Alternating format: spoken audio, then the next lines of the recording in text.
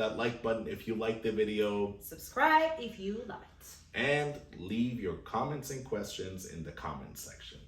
And before we begin, I just want to say this is not medical advice, it's just medical knowledge. So please, if you have any issues like panic attacks, consult your doctor. Now with that, let's dive right into it. Don't panic. Don't panic. Don't panic. By differentiating between a panic attack and a panic disorder. So what's a panic attack? Classically, panic attacks present with spontaneous, discrete episodes of intense fear that begin abruptly and last for several minutes and can last up to an hour long. That's long. Very. On the other hand, in panic disorder, patients experience recurrent panic attacks, some which are not triggered or expected, with 1 month or more of either worry about future attacks, consequences, or significant maladaptive changes. Some which are not triggered or expected, with 1 month or more of either worry about future attacks, consequences, or significant maladaptive changes in behavior related to the attacks, like avoidance of precipitating circumstances. Several factors have been shown to predispose to panic disorder. For example, several studies indicate a genetic component. Others point to childhood adversity, like physical and sexual abuse. Neurobiology research has demonstrated a link between panic disorder and the amygdala, which is the small part of your brain that modulates the fear response in both humans and animals alike. Of course, we can't really talk about panic disorder without mentioning life stressors, which is the subject of many other studies on the pathophysiology of panic attacks. Now that we have a better idea of what panic attacks are, let's talk about its clinical significance. And with that, Dr. F, the floor is all yours. Thank you. The symptoms of panic attacks are usually organic in nature. For example, a patient can present with sweating, dizziness, unsteadiness, rapid heartbeat, trembling, abdominal distress, nausea, chest pain, and fear of losing control or even feeling of dying. Ugh. If you talk to anyone who has ever had an MI, or in other words, heart attack, they will tell you that the symptoms I just mentioned are the same exact symptoms of heart attack. That's why when a patient is having a panic attack, they go to an emergency department for medical care.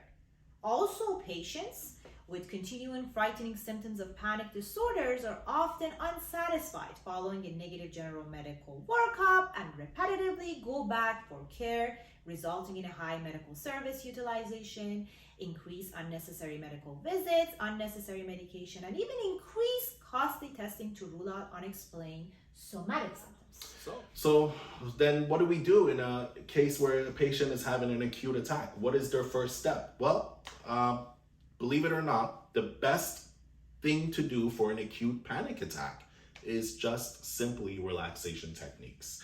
Sit in a quiet, comfortable place. Put your one hand on your chest, one on your stomach. Breathe deep and slowly. Breathe in through your nose and out through your mouth. And do this for about 10 times or until you lessen your anxiety. Medical management of panic disorder involve 3 main classes of medication.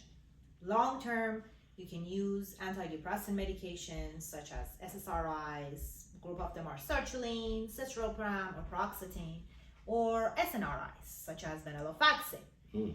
Acute panic attacks are treated with use of benzodiazepams like alprazolam, other word Xanax, and clonazepam because they work quickly. However, because they pose the risk of dependence, we typically taper them off within few weeks while the antidepressant have the chance to start excreting their effects. Interesting. Very nice. This is kind of the end of our video, but before we end the video, Dr. F, do you have any other comments regarding the medical aspect of acute attacks or panic attacks? It's always good to pay attention to your own symptoms and say, I have a panic attack. I have tried different relaxation methods. I have tried different medications. I even tried my antidepressant for 6 weeks and it's still no improvement. It's always good to know that there are certain medical conditions that can mimic the symptoms of panic attack. Like? Hyperthyroidism. Or rare condition can be a condition called pheochromocytoma. Or even a heart attack, right? Yeah, well, for heart attack, it usually can be ruled out when a patient goes to an ER To the ED, right? with Right. a panic attack. So, it's also very rare for a young individual to have a panic attack. Not That's a good point, because that's really how, they kind of rule out a MI when a 36-year-old goes to the ED and they're having a panic attack, they're having all these heart attack symptoms. It's very rare for a 36-year-old to have a heart attack. But it's still possible, and if your symptoms are scaring you, you should go to ER and get medical help. Exactly. Yeah. Thank you, Dr. F. I appreciate your time. Thank you, As Dr. and everyone who's watching, thank you. Again, if you like the video, please like it. If you have any comments and want to see other videos regarding topics that you like, put it in the comment section and hit that subscribe button. We're starting out, and we would like to have more viewers and to be able to relay our medical knowledge. Is that all? Yeah. Thank you.